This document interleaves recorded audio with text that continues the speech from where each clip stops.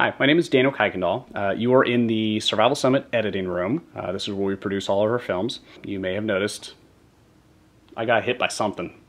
Think it's poison ivy? If I'm wrong, let me know in the comments, please. So we're gonna be focusing on picking a deadbolt lock and the tools that you need to do it. Now, when you buy a typical lockpick set, they come in steel or titanium. They have different styles as well. So this is the Bogota lockpick right here, which is small, a little bit more easily concealable. It's got a smaller X-ray and metal detector presence, obviously. This one is a little bit bigger. It's got a little bit more of a profile in an X-ray as well as, but it's still titanium, so it's got a low metal detector index. It really comes down to personal preference. The Bogota set is great because of how small and concealable it is. However, it definitely will hurt your hand if you're at a lock for a while trying to pick it.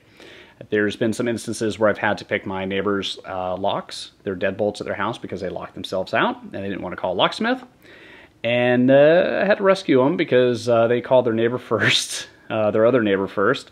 And he was over there with a large screwdriver, flathead screwdriver, prying the door frame out and was causing a lot of damage. So he gave me a call because he knew about what I do, and I came over, and within 5 minutes and no damage to the door or the lock, had the door open. So lockpicks are very, very valuable tools to have and a great skill set to have.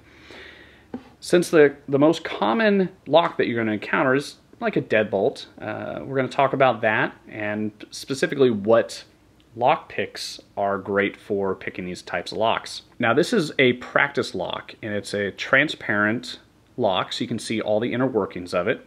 And as you'll notice, you have the section that you all know, and that is where the key gets inserted.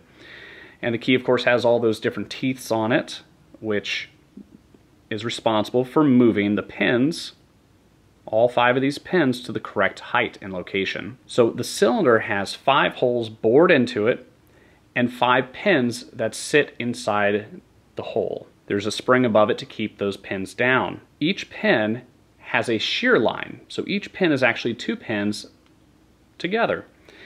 And you want to match the shear line for each one of those pins to the edge of the cylinder, the top of the cylinder.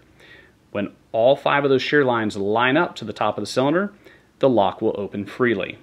Now, a key does this automatically because it's cut specifically for the shear line of each one of those pins. Picking a lock using the lockpick set is a little bit more challenging, but it's something you can easily master and it will take you no time at all. So the movies and TV shows, 90% of the time, get it completely wrong. They'll typically take a bobby pin, a single bobby pin, or a lock pick and just jam it in there a few times, and then it's picked. They're missing a crucial component. The rake is responsible for moving those pins up to match the shear line. The problem is, once you bring the rake out, those pins reset back to their original location. That is where you need leverage. So you take the flat end of this, put it at the very bottom of the lock, and use your thumb or one of your other fingers to apply a minimal amount of pressure. These are the 2 lock picks I use most often. This one I use for the rake, which allows me to pop those pins up. This one I use for leverage and for turning the lock. As I apply a little bit of pressure, once each pin hits its shear line, it's likely to catch and hold. So I can move on to the next pin and lock that in at the shear line at the top of the lock cylinder. If you apply too much pressure, which is very common, it'll happen a lot, if you apply too much pressure, you're going to bind the pins at too high of a spot, meaning the shear line will rise above the cylinder and you will lock in that bottom pin. You will have to release pressure to allow the pins to reset and start over. Daddy? Oh, shit. Yes?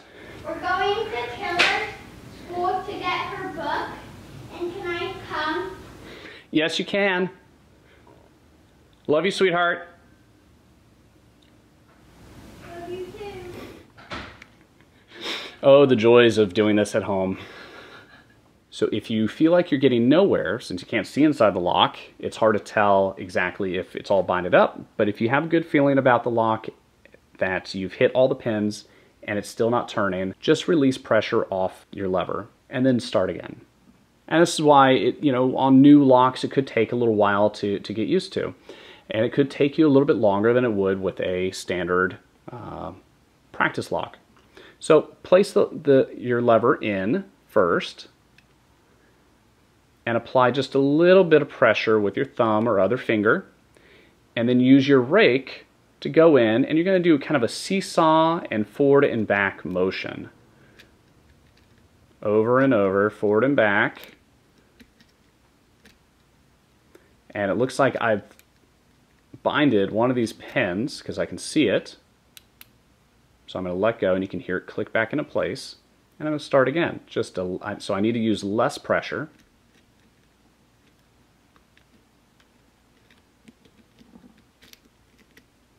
There we go. I've aligned all of the shear lines, and now I can rotate to open it up. Getting a practice lock to have at your home is great. Many times my wife and I will sit down and watch a movie, and I'll have this with my lockpick set in my hand, and I'll just play with it. That sounds dirty. I will just practice picking this lock over and over again while we're watching a movie, and I can do it without ever looking at this. I just do it by feel. And that really helps significantly when you're out in the field and you're picking a lock that you've never picked before. Now, there are different types of locks that are now installed on homes. More modern ones have some additional security features in them, so I encourage you to look up what those security features are and the techniques that can help you pick those. But most locks are built just like this, and it's really the most common one. So if you start with this, it's a great place. And in another video, we'll talk about how to use shims on padlocks as well, because that's probably the second most common lock that you'll find that you may need to break into. I wish I knew how to use shims in high school because I forgot my combination code. Anyways, so that's it for today. I hope you enjoyed it. Also, we may talk about this in a later video. It is the Anytone Terminator radio. It's no longer available on the market. They do have a version that looks just like this, but it's not this one. This one actually got banned by the FCC. So we may talk about this and some of the cool features so you guys are just aware of what's out there, and hopefully you can find one. It won't be new, but you could probably find a used one. All right, have a great day. Make up, make up, make up. I've got a big forehead and it reflects a lot of light. I don't want it to be distracting. I want people to listen to what I'm saying here and not focusing on my billboard of a forehead.